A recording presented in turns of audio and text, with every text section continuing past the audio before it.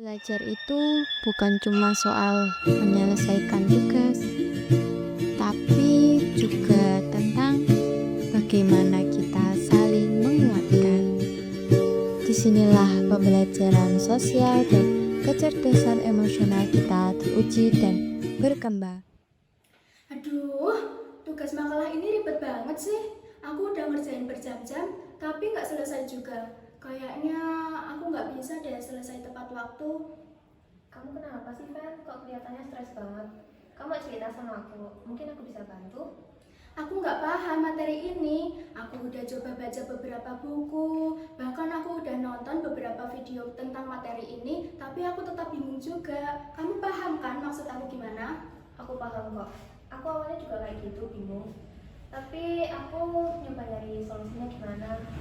Aku nyoba diskusi sama teman dan juga tanya dosen pembimbing. Apalagi kalau kita belajar bareng sama teman-teman. Itu ngebantu kita banget sih. Soalnya kita saling menjelaskan satu sama lain sampai paham. Aku capek Sylvia, kok kamu tetap tenang sih? Padahal tugas kita itu sama-sama bikin stres. Aku cuma belajar buat tenang sih, Fen.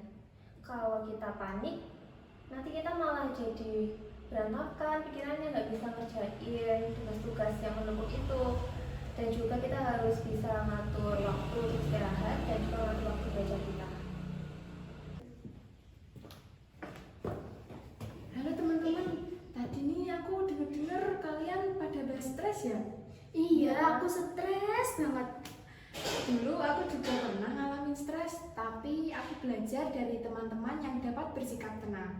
Maksudnya gimana Nabila?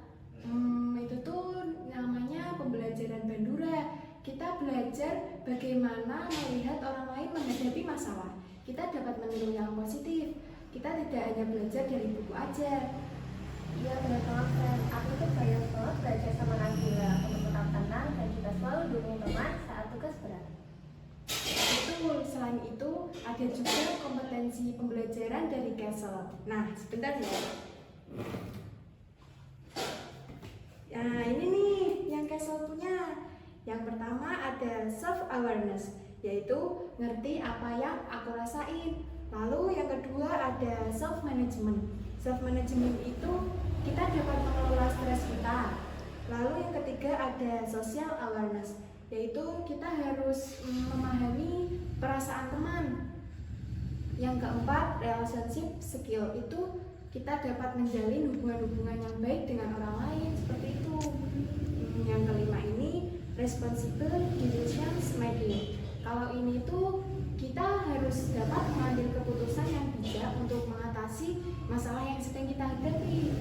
Oh, aku jadi paham. Ternyata belajar itu nggak cuma dari baca buku dan dosen saja ya, tapi juga cara bagaimana kita menghadapi emosi dan masalah kita.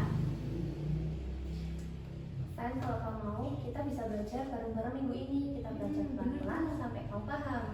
Wah, aku jadi sadar belajar itu nggak cuma dari dosen dan guru, tetapi juga dari cara bagaimana kita menghadapi masalah dan emosi kita ya. Benar sekali itu Vena, karena dari cara kita menghadapi stres dan kita mencari dukungan dari teman-teman sekitar itu dapat menjadikan proses belajar kita lebih lancar dan lebih menyenangkan. Kalau kamu mau, minggu ini kita bisa belajar bareng-bareng.